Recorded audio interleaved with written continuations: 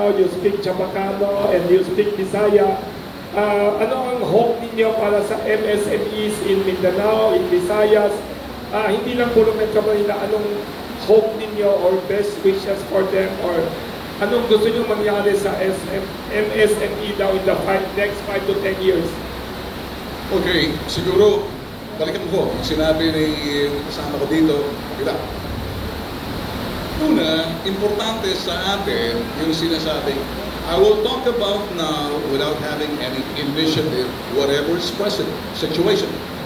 So now, let me talk about the public and private partnerships. It's very important. Kaya lang yung sinasabi niyo, importante po sa atin to. Identifying areas where developments will happen. Importante yun. Importante dito yung partnership ng inyong federasyon. Malaman sa media, i-disseminate, bombahin kung saan yung development para makita. Most of the time, I'm sad to say, mga kasamahan namin sa industriya, hindi interesado pagdating sa mga ganyang balita. Balita kasi, awayin mo si ganyan, awayin mo si ganyan. Ang ayaw ko mangyari ngayon sa sitwasyon, huwag sanang magbangayan. I-focus natin yung ating attention doon sa pag-unlad o development. Let me go back to sa sinabi niya. We want inclusivity, not exclusivity. Hindi ko naman sinasabing exclusive to, pero yung iba humahad lang para wag kumalat kasi may monopolya.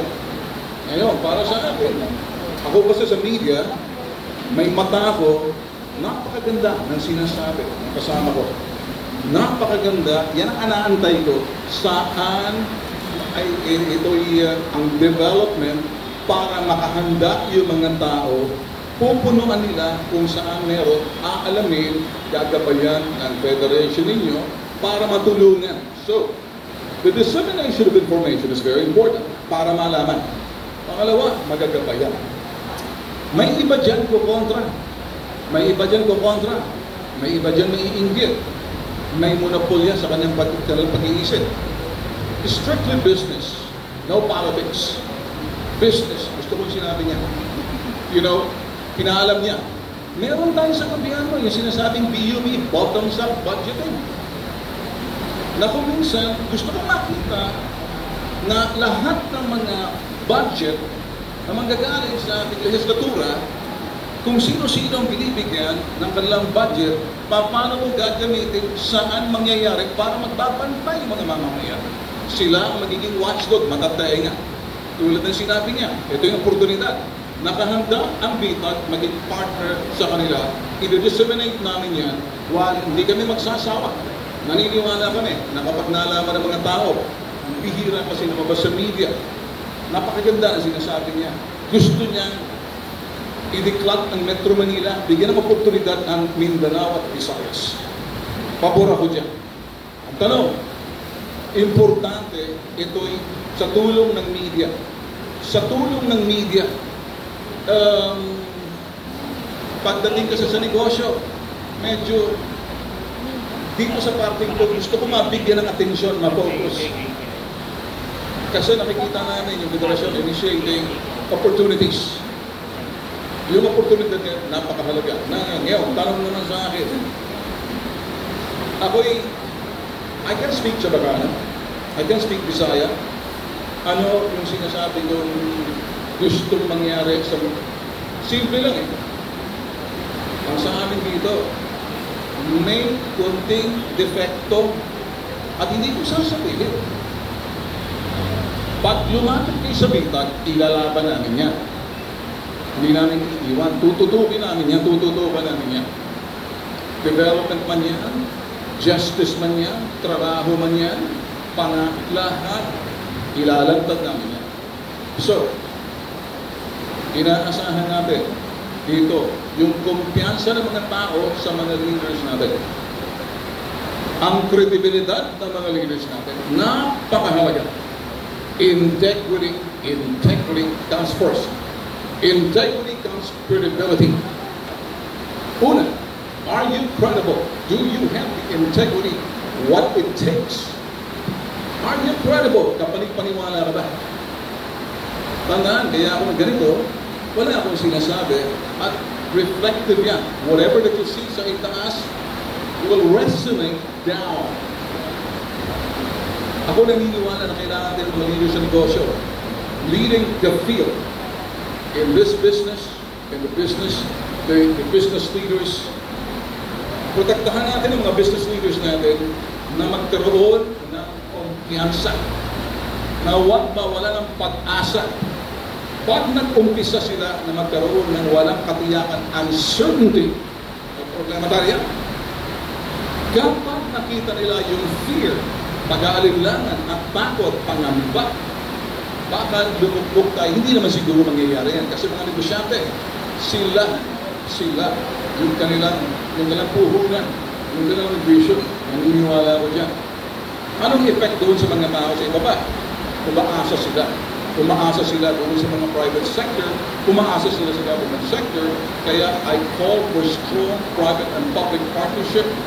Yung sinasabi natin equal opportunity, hindi sila exclusivity, rather inclusive. Disseminating every opportunities na kinakailangan makaabot sa katulad-duluhan ng anumang bansa, anumang parte ng bansa natin in every corners of our country. That's what it takes, opportunity. Now, as regard doon sa foreign investment, mag-uumpisa muna tayo. May mga negosyante for whatever reasons, they say, okay, we will come and invest. Sana wag makita ng mga foreign investors din. Minsan may lakas loob sila, may nakikita sila, hindi nakikita opportunities. Sana mahikayat sila kasi makikita nila the ease of doing business. Ma-encourage sila. Because doon sa pulisiya, hindi sila nahihirapan kapag narinig nila, ay, walang kwenta rin. Doon na lang tayo. Ay, may kunting problema dyan. Ay, ganito. Too much politics is where the problem will be. Ang private sector, tulad ninyo, shielded kayo dyan. Trabaho lang. Business. You right? Only business, strictly business. Kaya, aasa kami, tutulong kami sa ito. Thank you very much. Mr. Benton Fong, Dr. Pedro, and Mr. Dumdum. May tanong tayo dito from Abante, Mr. Migo Kahatid. Anyone can answer actually, but this is particularly regarding your focus is in the development of micro, small, and medium enterprises. How do we ensure that these businesses are able to compete or at least keep up with how do we ensure that these businesses are able to compete or keep up with well-established businesses in the country in their gestation stage? Pag-ulit-ulit kasi umuulan na lakas. Okay. Yes. Address to whom daw yung question? Any of you may answer. Yes. Pag-ulit kasi malakas ang ulan kanina. Pag-ulit daw. How do we ensure that these MSME businesses are able to keep up to compete? Yes. And compete with well-established local businesses in the country? How can mga maliliit na businesses daw compete and keep up with the big ones and multinationals? May suggestions kayo? I can short encouragement or tips to the micro and small businesses. Okay, let me be quick on that. Role modeling. Yung mga successful businessmen, gagabayan to encourage them. Role modeling. You do not have to reinvent the wheel. The wheel is wrong. They did it perfectly, so therefore they will lead. Doon sa gustong sumunod. Learn from the big ones. Yes. Dr. Pedro and Mr. Dunga, any advice for the small ones and micro? Paano sila mag-compete with the big ones and survive in the Philippine economy now? Ang mga negosyante, marami dito nagsisimula, maliit lang po. Yung Shoe Mart nagsimula sa Carriedo, nagbebenta ng sapatos. Si Senator Villar nagsimula, nagbebenta ng isda sa palengke, kasama yung nanay niya. Tama, sabi niya. Marami po mga big time negosyante natin nagsimula sa maliit. You have to start. You have to be an entrepreneur. Magnegosyo tayo. Kahit maliit, okay lang yan. Hindi po bukas magkakaroon ng agad ng malaking kapital para mag-compete. Pero kung may maliit ka ng capital, start. I started with 20,000, 1975. Yan lang ang puhunan ko, kulang. So maliit lang ang negosyo ko, dahan-dahan. Mag-ipon tayo. Ang kalaban natin, kapital. Pag wala kang kapital, mag-ipon muna. Dahan-dahan. Kung hindi kailangan gastusin, huwag gagastusin. Huwag munang bumili ng mga kotse na mamahalin, di ba? Kung bibili ka ng kotse, sigurado, gagamitin yung kotse sa negosyo. Kung hindi, mag-motosiklo na lang tayo. Mag-grab na lang tayo, pwede naman, mura lang. Wala ka pang driver, di ba? Ako, gumagamit din ako ng grab. Minsan wala akong driver, di grab na lang ako. Motosiklo, lala mo, pwede naman makakatipid tayo. Yung tipid natin, ipunin natin, gawin nating kapital. At ang kapital po, dahan-dahan, hindi po biglaan. Pag may kapital na kayo, saka kayo bibigyan ng loan ng bangko. Ang bangko hindi nagbibigay ng loan sa mga walang kapital.